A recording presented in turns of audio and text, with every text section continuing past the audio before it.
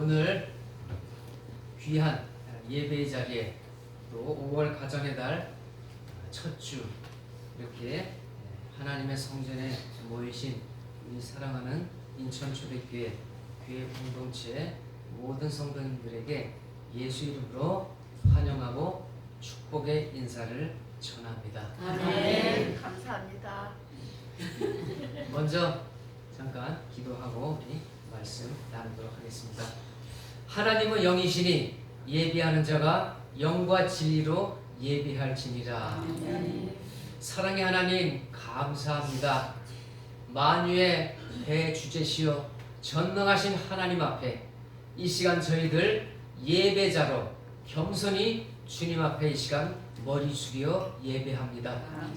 이 시간 모인 귀한 성도들 그 마음을 성령께서 어루만져 주시고 우리에게 큰 위로와 하늘의 소망으로 약속하신 성령을 예배 가운데 충만 부어주시기를 간절히 소망합니다. 아멘. 하나님 아버지 이 시간 이제 순서에 따라서 하나님 말씀 우리가 함께 듣겠습니다. 우리의 마음문을 활짝 열게 하시고 사람의 말이 아니라 하나님의 말씀으로 들을 때에 이 시간 우리 마음 가운데 큰 은혜가 될 줄로 믿습니다. 아멘. 전하는 자 받는 자 모두에게 하나님의 말씀의 진리 앞에 존귀함에 이 시간 겸손한 마음으로 순종케 하시고 그 말씀에 우리가 절대적으로 아멘하며 나아갈 때에 우리 삶 속에 풍성한 하나님의 능력이 임할 줄로 믿습니다. 아멘. 은혜 주심을 믿고 예수님의 이름으로 감사하며 기도합니다. 아멘. 서로 다른 배경과 환경 속에 살던 한 남자와 한 여자가 만나서 사랑을 하게 되었습니다. 그리고 점차 사랑이 무르익고 서로에 대한 진실한 사랑을 확인하게 되었고 그리고 결혼의 언약을 통해서 서로 부부가 되었습니다. 드디어 꿈에 그리던 행복한 가정을 이루게 된 것이지요. 그리고는 달콤한 사랑으로 예쁘게 살아갑니다.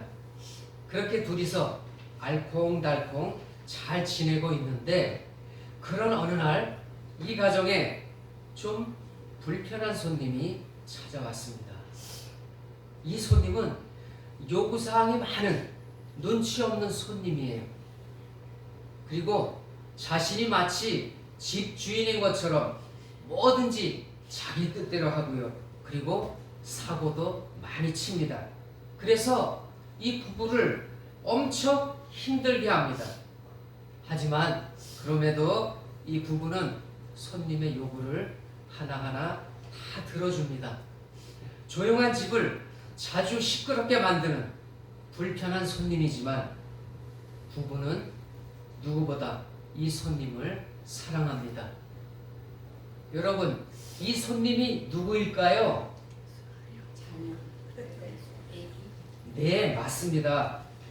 이 불편한 손님은요, 바로 사랑스러운 우리의 자녀입니다. 하나님은 우주 만물을 창조하신 뒤 남자와 여자를 만드시고 행복한 가정을 이루도록 하셨습니다. 그래서 가정은 우리에게 쉼과 평안을 주는 쉼터이고 그리고 행복을 창조하는 전초기지입니다. 그래서 우리에게 가정이 중요한 것입니다. 계절의 여왕, 좋은 계절 5월에 가정을 더 많이 생각하라는 그런 의미에서 어린이날, 어버이날, 그리고 부부의 날이 5월에 다 모여있는 것이 아닌가 그런 생각을 해봅니다. 여러분, 20세기의 성녀 테레사 수녀를 잘 아시지요? 이분은 빈민구호, 그리고 호스피스 활동, 나병 환자 돌봄, 그리고 빈민 아동들을 돌보는 이런 일에 헌신적인 업적을 인정받아서 1979년에 테레사 수녀는 노벨 평화상을 수상하게 됩니다. 이제 노벨 평화상을 수상하면서 상금을 받게 되잖아요. 그런데 이 테레사 수녀는 상금까지도 가난한 이들을 돕는데 전액 사용했고요. 그리고 자신을 위해서는 아무것도 남기지 않았습니다. 정말 존경할 만한 살아있는 성자라고 할 수 있는데요. 소감에서 한 말이 또 우리를 아주 가슴 뭉클하게 하고 있습니다. 이런 말을 했습니다. 우리는 위대한 일을 할 수는 없습니다.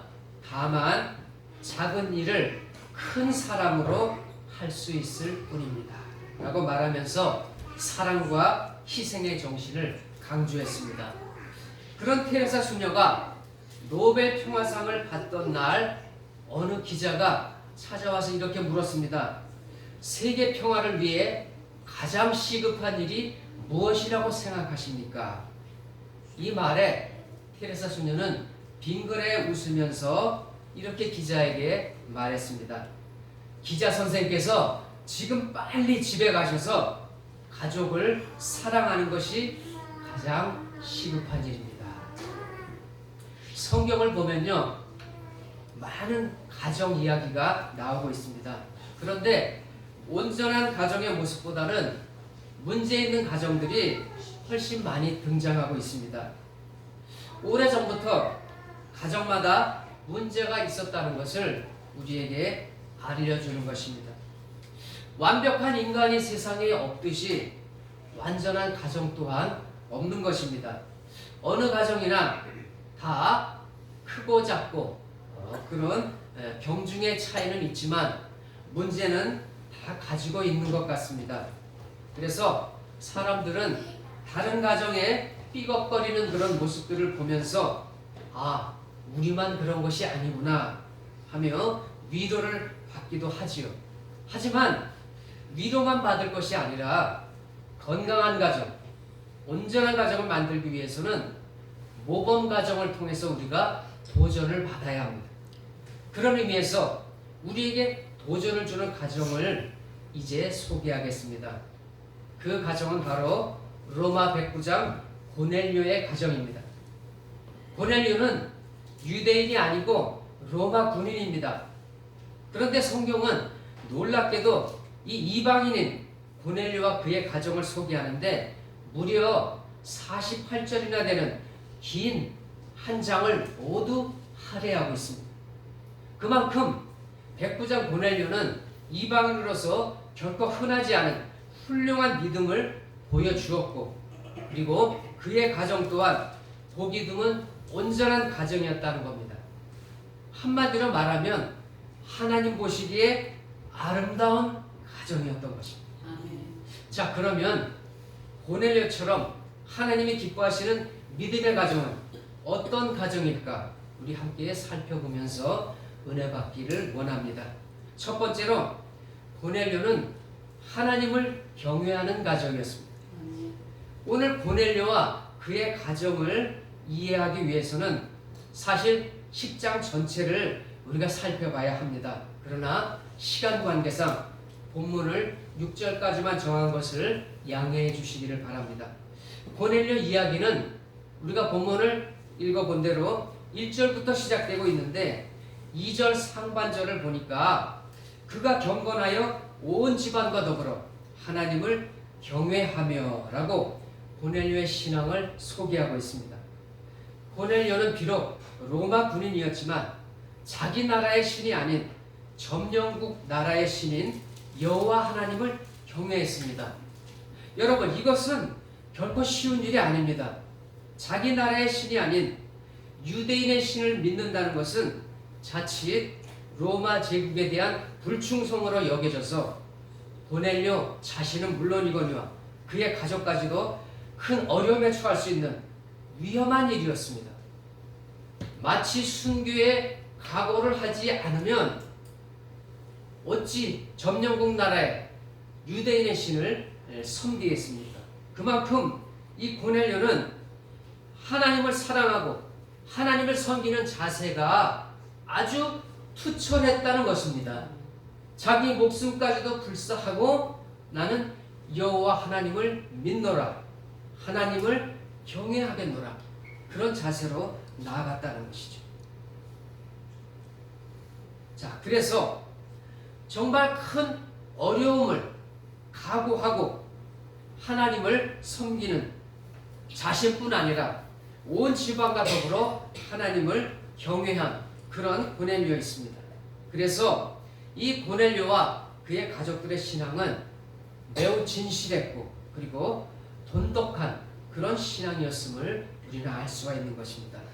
그리고 오늘 본문 중반 부분 24절을 보면요, 고넬료는 베드로를 초청합니다.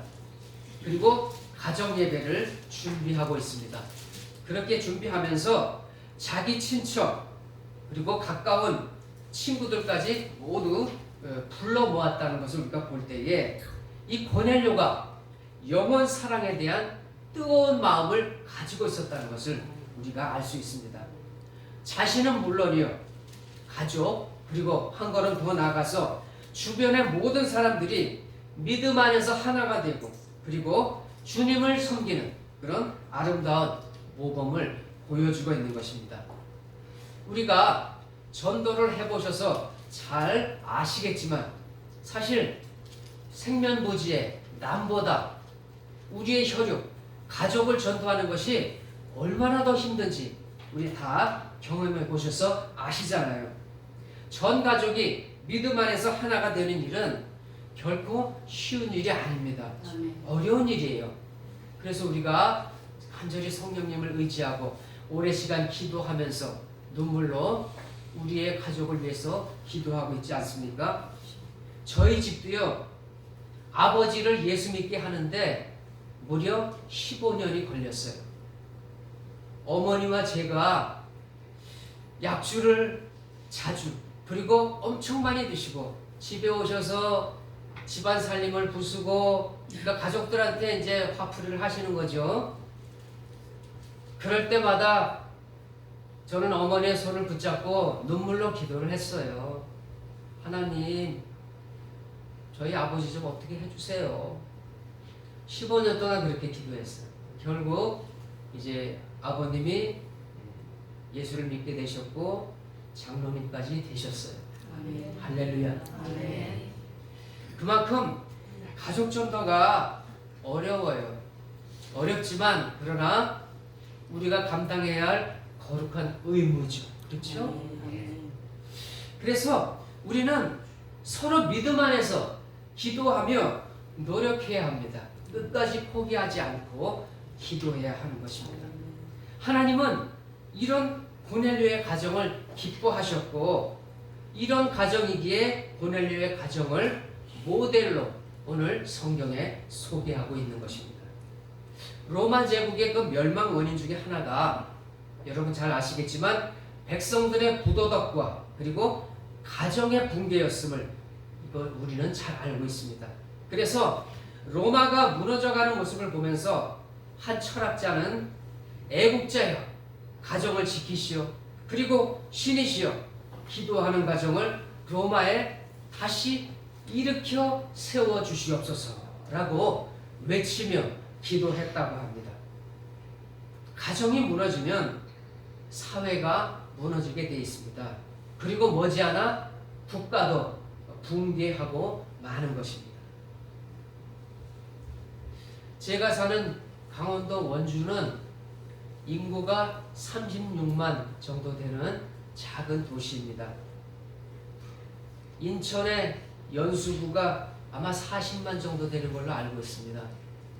인천에 9만도 못한 그런 규모가 작은 도시지요. 그런데 이 원주 지역도 혁신도시, 기업도시가 유치되면서 몇 년 전부터 도시개발이 급속도로 이루어지면서 눈부신 성장과 발전을 이루었습니다. 그래서 제가 가끔 차를 타고 다니다가 깜짝 놀랄 때가 많이 있었습니다. 시내 지역이야 주로 고만고만한 아파트 단지가 주류를 이루고 있는데 그런데 외곽 변두리 지역을 돌아다니다가 보면 호화로운 대저택들을 보고는 제가 입이 떡 벌어지는 경우가 많았습니다. 마치 영화에서나 볼 듯한 으리으리한 그런 집들입니다. 그런데 아니 얼마 전만 해도 다 쓰러져가는 오두막집들이 질주에 있었는데 말이죠. 그런데 제가 그 의리의리한 대저택들을 보면서 이런 생각이 들었습니다. 저 화려한 집에 사는 사람들은 어떤 사람일까? 그리고 그들은 정말 여기서 행복할까? 지금 우리 현실을 보면요, 좋은 집은 점점 늘어나고 있는데 좋은 가정은 줄어들고 있습니다. 안타깝죠. 아무리 크고 호화로운 집이라 할지라도 그 안에 평안함과 진정한 쉼이 없다면 그것이 무슨 의미가 있겠습니까? 그런데 여러분, 행복은 대단한 것이 아닙니다. 볼품없고 초라한 집에 산다 해도 사랑하는 가족이 있고 쉼이 있고 평안이 있고 그리고 기쁨이 있다면 그 가정은 실로 행복한 가정인 것입니다. 오래전에 미국 정부에서 가정 문제가 하도 심각하니까 이 붕괴되는 가정을 살리기 위한 대책을 수립했습니다. 그래서 1차적으로 우선 전문가들을 다 불러 모았습니다. 가정 문제 전문가, 그리고 가족 심리 치료사, 정신과 의사, 마지막에는 목회자들까지 다 이렇게 불러 모아서 열띤 토론과 논의 끝에 결국 한 가지 결론에 이르렀습니다. 가정을 구하고 가족의 화목을 이루기 위해서는 하나님을 경외하는 경건한 가정만이 화목한 가정을 이룰 수 있다라고 하는 결론에 이르게 된 것입니다. 가정이 붕괴되고 있는 이 시대를 살면서 우리가 가정을 지키기 위해서는 온 가족이 하나님을 경외하고 믿음으로 하나가 되어야 합니다. 아멘. 온 가족이 주 안에서 하나가 되어 하나님을 경외할 수 있다면 이보다 더 좋은 일, 이보다 더 자랑스러운 일은 없는 것입니다. 사랑하는 성도 여러분, 이런 복이 우리 가정에 꼭 필요한 것입니다. 아멘. 두 번째로 고넬료의 가정은 하나님의 말씀을 듣는 가정이었습니다. 오늘 본문 22절을 보니까 베드로를 찾아간 고넬료의 종들이 베드로가 왜 왔느냐고 물을 때 베드로를 향해서 이렇게 말합니다. 고넬료는 의인이요 하나님을 경외하는 사람이라 유대 온 족속이 칭찬하더니 그가 거룩한 천사의 지시를 받아 당신을 그 집으로 청하여 말을 들으려 하느니라 라고 했습니다. 그런데 넘어가서 25절을 보면 또 이런 말이 나옵니다.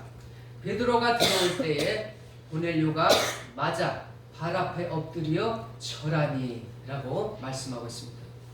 이 고넬료의 종들이 베드로를 초청하는 모습과 고넬료가 베드로를 영접하는 모습이 하늘과 땅 차이만큼 큽니다. 고넬료의 종들은 거만하게 베드로를 대했지만 고넬료는 하나님을 대하듯 베드로를 영접했습니다. 아주 극진히 모셨다는 겁니다. 고넬료는 발 앞에 엎드려 절하며 인사했고 33절을 보면요, 가정 예배가 시작될 때 그때에 고넬료는 이렇게 말합니다. 이제 우리는 주께서 당신에게 명하신 모든 것을 듣고자 하여 다 하나님 앞에 있나이다 라고 했습니다. 고넬료는 말씀을 들을 수 있는 완벽한 준비를 하고 있었다는 겁니다. 100배, 60배, 30배로 열매를 맺을 수 있는 그런 옥토와 같은 마음을 가지고 있었던 것입니다. 풍성한 열매를 맺기 위해서는 좋은 씨앗도 필요하지만 좋은 밭도 필요한 것입니다. 우리는 여기서 고넬료의 자세를 높이 칭찬하지 않을 수 없습니다. 베드로를 하나님이 세우신 말씀의 대언자로 인정하고 그리고 그 앞에 겸손히 순종했습니다. 그래서 다 하나님 앞에 있나이다 라는 고백을 할 수 있었던 것입니다. 여러분, 이것이 바로 은혜 받는 사람의 태도입니다. 데살로니가전서 2장에 보니까 데살로니가 교회 성도들이 바울의 설교를 들을 때 사람의 말이 아니라 하나님의 말씀으로 받았다고 기록하고 있습니다. 말씀은 언제 그리고 누구에게 역사할까요? 그것은 바로 사람의 말로 받지 않고 하나님의 말씀으로 받을 때 말씀이 그 사람들 가운데서 강력하게 역사하는 것입니다. 우리는 지금까지 무수한 말씀을 들었습니다. 그리고 앞으로도 신앙생활 하나는 여정 가운데 많은 선포되는 말씀을 들을 것입니다. 그런데 우리가 변화가 쉽지 않은 것은요, 그 말씀을 하나님의 말씀이 아니라 사람의 말로 그렇게 듣기 때문입니다. 우리는 오늘 고넬료처럼 그리고 그의 가족처럼 우리는 이들을 보울로 삼아서 우리의 말씀 듣는 자세를 점검해 볼 필요가 있다는 겁니다. 그래서 예배할 때, 기도할 때, 말씀을 들을 때 내가 하나님 앞에 있다는 하나님 임재의식을 갖고 우리가 나아간다면 우리의 신앙은 크게 달라질 것이라 확신합니다. 세 번째로 고넬료의 가정은 성령을 받은 가정이었습니다. 44절과 45절을 보면 이런 말씀 있죠. 베드로가 이 말을 할 때에 성령이 말씀을 듣는 모든 사람에게 내려오시니 베드로와 함께 온 할례 받으신 자들이 이방인들에게도 성령 부어주심으로 말미암아 놀라니라고 말씀하고 있습니다. 이때까지만 해도 이방인에게 성령이 임한 일이 없었습니다. 그런데 이방인 고넬료 가정에 성령이 드디어 임했습니다.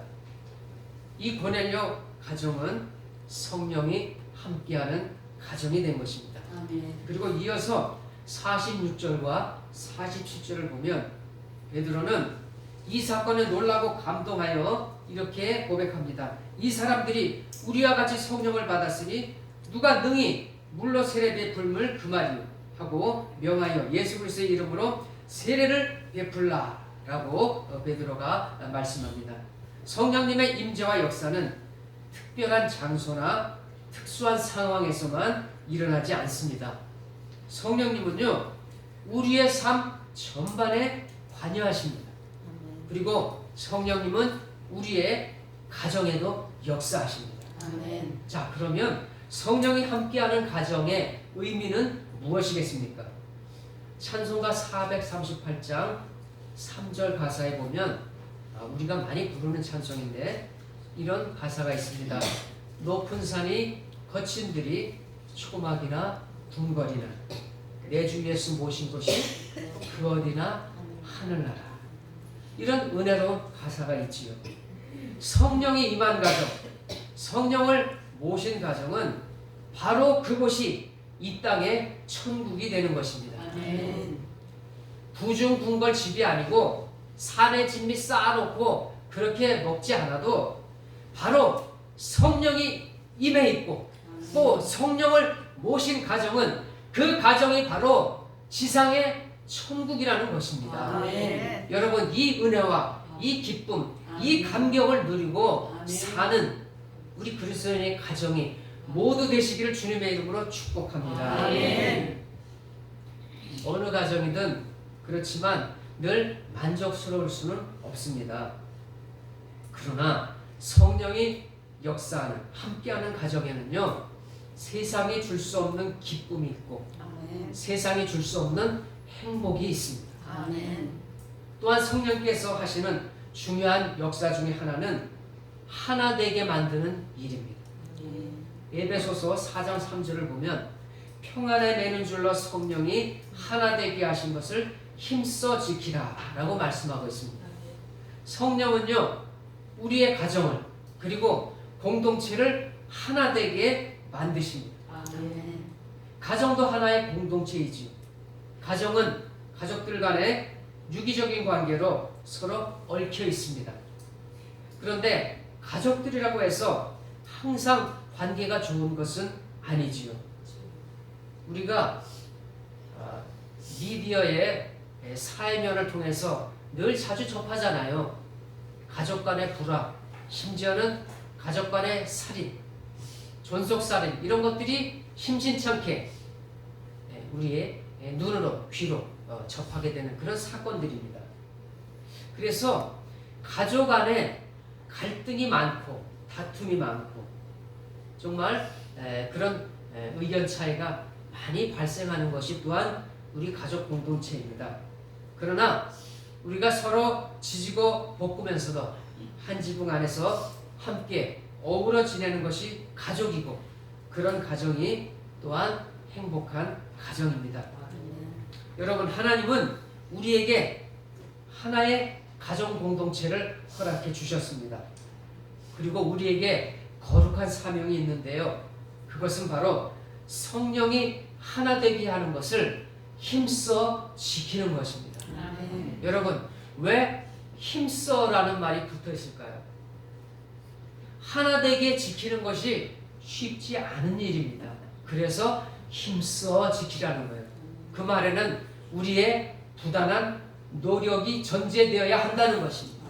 그래서 여러분, 우리의 가정이 하나 되고 온전해지고 행복한 울타리가 되는 것은 그저 누가 도와주는 게 아니에요. 그리고 나 아닌 내 아내가, 내 남편이, 내 자녀가 해주는 게 아니에요.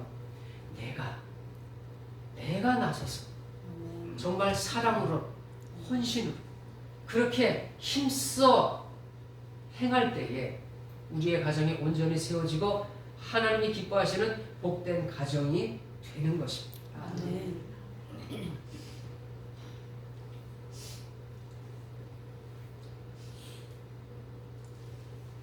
신사의 나라 영국에 결혼 70주년을 맞은 90대 노부부가 있었는데 이 부부가 아주 행복하게 해로했다고 영국 전역에 소문이 났나 봅니다. 그래서 어느 날 기자가 찾아가서 이 부부에게 그 비결을 물었습니다. 그랬더니 이 부부는 70년을 부부로 살면서 그저 딱 3가지 말을 했다고 해요. 그 3마디가 뭐냐 하면은 감사해요, 잠깐만요, 미안해요 였다고 합니다. 이게 무슨 의미일까요? 무시하지 않고 서로 존중하면 사랑이 풍성해지고 행복할 수 있다는 겁니다. 그런데 이런 일은 쉽지 않습니다. 인간적인 의지와 노력으로는 우리가 금방 실패하고요. 그리고 한계를 드러낼 수밖에 없습니다. 에베소서 5장 18절을 보니까 또 이런 귀한 말씀이 있습니다. 술 취하지 말라. 이는 방탕한 것이니 오직 성령으로 충만함을 받으라. 라고 말씀하고 있습니다. 성령 충만은 모든 인간관계에 아주 필요하고요. 특히 가족관계에 있어서 윤활유와 같습니다. 사랑하는 성도 여러분, 온 가족이 성령으로 충만하고 그리고 사랑으로 하나 되는 복된 가정이 되시기를 주님의 이름으로 축복합니다. 아멘. 우리 인생도 그리고 우리 가정도 하나님의 은혜가 절실히 필요합니다. 하나님의 은혜가 더 이상 필요 없는 사람, 필요 없는 가정은 없습니다. 부와 명예, 권력이 있다고 해서 이것이 가정을 잘 이끌 수는 없습니다. 가정이 건강하게 세워지기 위해서는 절대적으로 하나님의 은혜가 필요한 것입니다.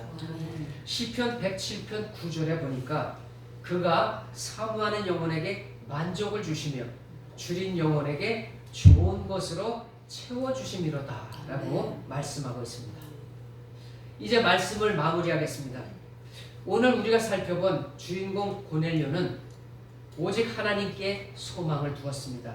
그래서 온 가족이 하나님을 경외했습니다. 그리고 은혜를 사모하는 마음과 또 말씀 중심의 신앙으로 성령을 선물로 받았습니다. 이제 제가 바라옵기는 우리 모두 고넬료의 가정을 본받아서 하나님의 은혜와 행복이 넘치는 믿음의 가정이 다 되시기를 주님의 이름으로 축원합니다. 아멘. 기도하겠습니다. 사랑의 하나님 감사합니다. 5월에 특별한 가정의 날을 저희들에게 허락해 주셔서 우리의 가정들이 하나님의 말씀으로 은혜로 든든히 세워지고 그리고 복된 가정이 되기를 간절히 소망합니다. 하나님의 은혜를 힘입어 가정의 달 5월을 맞으면서 하나님의 섭리 속에서 우리가 다시 한번 우리의 가정을 돌아봅니다. 주님의 은혜로 우리를 부부로 만나게 하셨고 그리고 자녀라는 기업을 우리에게 허락하셔서 가정의 공동체를 이루게 하신 하나님의 그 오묘하시고 놀라우신 사랑을 기뻐하며 찬양합니다. 오늘 우리의 가정이 고넬료처럼 여호와를 경외하는 성령 충만한 믿음의 가정들이 다 되게 해 주옵소서. 그리고 앞으로 살아갈 5월 한 달이 임마누엘의 크신 은혜를 경험하는 감사와 기쁨이 넘치는 삶이 되도록 우리를 그렇게 인도해 주시옵소서. 감사를 드리옵고 모든 것을 예수님의 이름으로 기도합니다. 아멘.